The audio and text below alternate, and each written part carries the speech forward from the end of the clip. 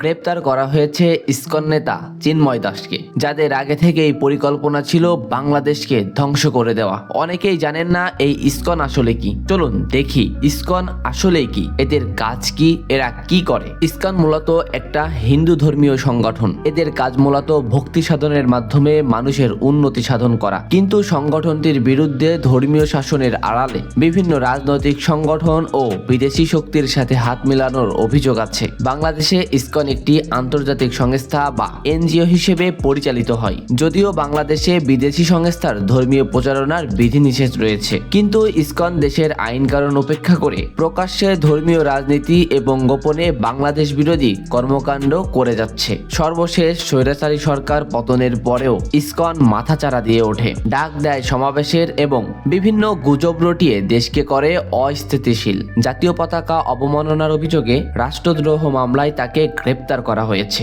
এরপরেই শুরু হয় আসল খেলা। চিন্ময় কৃষ্ণকে তোলা হয় আদালতে, আদালত তার জামিন না মঞ্জুর করে। এতেই ক্ষিপ্ত হয়ে যায় তার অনুসারীরা। কতটা সন্ত্রাসবাদী অনুসারী হলে তারা আদালত প্রাঙ্গণে হামলা চালায়, মসজিদ, মন্দির, এমনকি একজন আইনজীবীকেও হত্যা করে। ইসকন যে ভারতের অঙ্গ সংগঠন তা এই চিন্ময় কৃষ্ণ দাসকে গ্রেপ্তার করার পরেই বোঝা যায়। গ্রেপ্তার করার পরেই ইসকন ভারতের হস্তক্ষেপ চেয়েছে তার মুক্তির দাবিতে।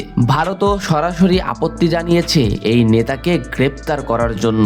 শুধু কি তাই, বিজেপি নেতা বলেছেন চিন্ময়কে মুক্তি না দেওয়া হলে বন্ধ করে দেওয়া হবে বর্ডার, বন্ধ করা হবে ভারত বাংলাদেশের সকল সুযোগ সুবিধা। যদিও এমন বক্তব্যে উদ্বেগ জানিয়েছে বাংলাদেশ।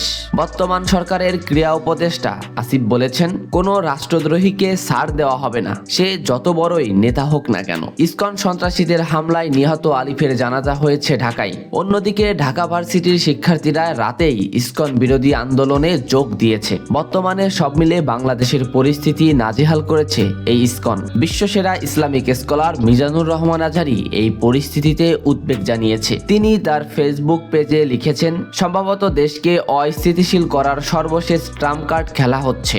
দয়া করে সবাই শান্ত থাকুন, কোনো উস্কানিতে পা দেওয়া যাবে না, বিজয় আমাদেরই হবে ইনশাআল্লাহ। এমন পরিস্থিতিতে শান্ত থাকা ছাড়া দেশের মানুষের আর কিছুই করার নেই। বর্তমান সরকারকে সাহায্য করুন এবং কোনো উস্কানিতে পা দিবেন না। সকল ঘটনার সত্যতা পেতে আমাদের চ্যানেলটি সাবস্ক্রাইব করতে পারেন। ধন্যবাদ।